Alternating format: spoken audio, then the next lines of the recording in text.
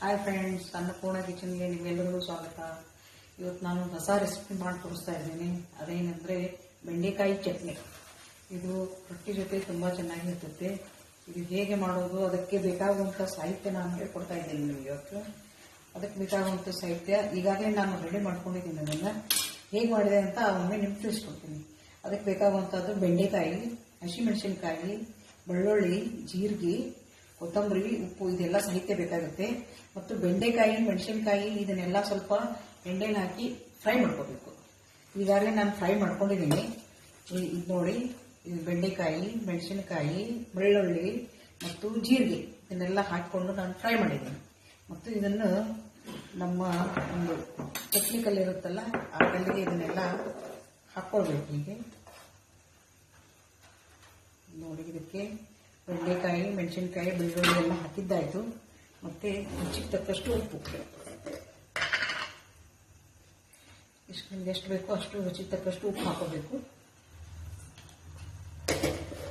ನಂತರ ನನಗೆ ಸ್ವಲ್ಪ ಎಲ್ಲದರಲ್ಲೂ ಸಕ್ಕರೆ ಹಾಕಲು ಇಷ್ಟ, ಅದಕ್ಕಾಗಿ ಸ್ವಲ್ಪ ಸಕ್ಕರೆ ಹಾಕ್ತಾ ಇದ್ದೀನಿ. ನಿಮ್ಗೆ ಬೇಕಿದ್ರೆ ಹಾಕೋಬಹುದು, ಇಲ್ಲಿದ್ರೆ ಸ್ಕಿಪ್ ಮಾಡ್ಬೋದು. ಮತ್ತು ಸ್ವಲ್ಪ ಕೊತ್ತಂಬರಿ ಸೊಪ್ಪು ಇಷ್ಟೆಲ್ಲ ಹಾಕಿ ಇದು ಚೆನ್ನಾಗಿ ಸ್ವಲ್ಪ ಹೀಗೆ ಸ್ವಲ್ಪ ಭಾಳ ನೈಸಾಗಿ ಮಾಡಬಾರ್ದು, ಸ್ವಲ್ಪ ತರಿತರಿಯಾಗಿ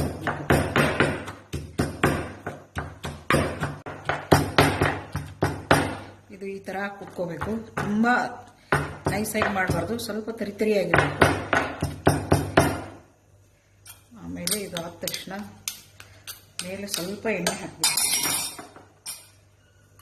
ಸ್ವಲ್ಪ ಒಂದು ಚಮಚದಷ್ಟು ಎಣ್ಣೆ ಹಾಕಿ ಚೆನ್ನಾಗಿ ಕಲಿಸ್ಬೇಕು.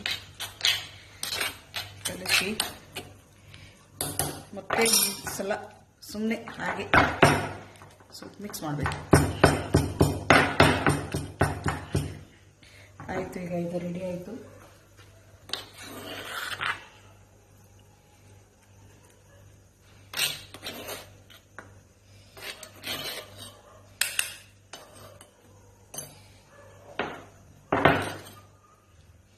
ಈಗ ಇದು ಬೆಂಡೆಕಾಯಿ ಚಟ್ನಿ ರೆಡಿ ಆಯಿತು. ಇದು ಬಿಸಿ ಬಿಸಿ ರೊಟ್ಟಿ ಜೊತೆ ತಿನ್ನೋಕ್ಕೆ ತುಂಬ ಚೆನ್ನಾಗಿರ್ತದೆ. ಹಾಯ್ ಫ್ರೆಂಡ್ಸ್, ಅನ್ನಪೂರ್ಣ ಕಿಚನ್ಗೆ ನಿಮಗೆಲ್ಲರಿಗೂ ಸ್ವಾಗತ. ಇವತ್ತು ನಾನು ಸಬ್ಬಸಿಗೆ ಪಲ್ಯ ಮಾಡೋದು ಹೇಗೆ ಅಂತ ತೋರಿಸ್ಕೊಡ್ತಾ ಇದ್ದೀನಿ. ಪ್ರತಿಯೊಬ್ಬರು ಬೇರೆ ಬೇರೆ ಥರ ಮಾಡ್ತಾ ಇರ್ತಾರೆ. ಇವತ್ತು ನಾನು ನನ್ನ ಸ್ಟೈಲ್ನಲ್ಲಿ ಹೇಗೆ ಮಾಡ್ತೀವಿ ಅಂತ ನಾನು ನಿಮ್ಗೆ ಹೇಳ್ಕೊಡ್ತಾ ಇದ್ದೇನೆ. ಸಬ್ಬಸಿಗೆ ಹೇಗೆ ನಾವು ಒಂದು ಸ್ವಲ್ಪ ಇದು ತಿಳುವಾಗಿ ಮಾಡ್ತಾ ಇದ್ದೇನೆ. ರೊಟ್ಟಿ ಜೊತೆ ತಿನ್ನೋಕ್ಕೆ ಚೆನ್ನಾಗಿರುತ್ತೆ. ಅದು ಹೇಗೆ ಮಾಡೋದಂದರೆ, ಮೊದಲು ಸಬ್ಬಸಿಗೆ 1 ಬಟ್ಲು ಮತ್ತು ಅರ್ಧ ಬಟ್ಲು ತೊಗರಿಬೇಳೆ ಇವೆರಡೂ ಹಾಕಿ ಕುಕ್ಕರ್ಗೆ 2 ವಿಜಲ್ ಮಾಡಬೇಕು.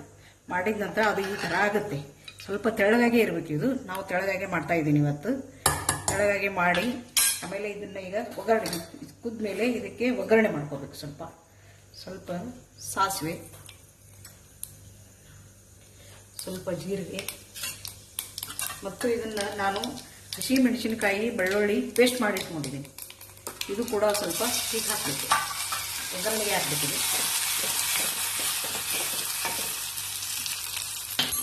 ಹಾಕಿದ ತಕ್ಷಣ ಇದಕ್ಕೆ ಒಗ್ಗರಣೆಗೆ ಸ್ವಲ್ಪ ಹಿಂಗು,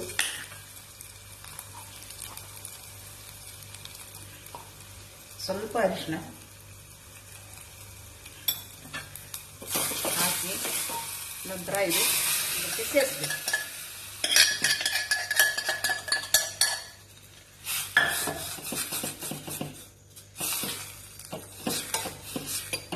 ಸ್ವಲ್ಪ ಹೀಗೆ ಚೆನ್ನಾಗಿ ಚಮಚದಿಂದ ಸ್ಮೂತ್ ಮಾಡಬೇಕು. ನಂತರ ರುಚಿಗೆ ತಕ್ಕಷ್ಟು ಉಪ್ಪು,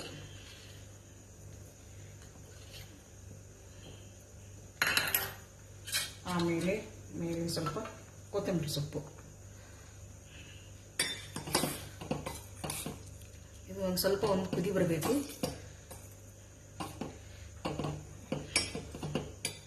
ಇದಕ್ಕೆ ಸಬ್ಸಿ ಪಲ್ಯ ಹೆಸರು ಅಂತಾರೆ, ತಿಳು ಸಬ್ಸಿ ಪಲ್ಯನೂ ಅಂತಾರೆ, ಒಬ್ಬೊಬ್ರು ಒಂದೊಂದು ಥರ ಹೇಳ್ತಾರೆ. ಇದು ಬಿಸಿ ರೊಟ್ಟಿ ಜೊತೆ ತಿನ್ನೋದಕ್ಕೆ ತುಂಬ ಚೆನ್ನಾಗಿರುತ್ತೆ, ಜೋಳದ ರೊಟ್ಟಿ. ಇದು ಇವತ್ತಿನ ನಮ್ಮ ಡಿನ್ನರ್. ಇದು ಬೆಂಡೆಕಾಯಿ ಚಟ್ನಿ ಮತ್ತು ಇದು ಸಬ್ಬಸಿಗೆ ಪಲ್ಯ, ಸಾರು, ಸಲಾಡು ಮತ್ತು ಬಿಸಿ ರೊಟ್ಟಿ, ಜೋಳದ ರೊಟ್ಟಿ.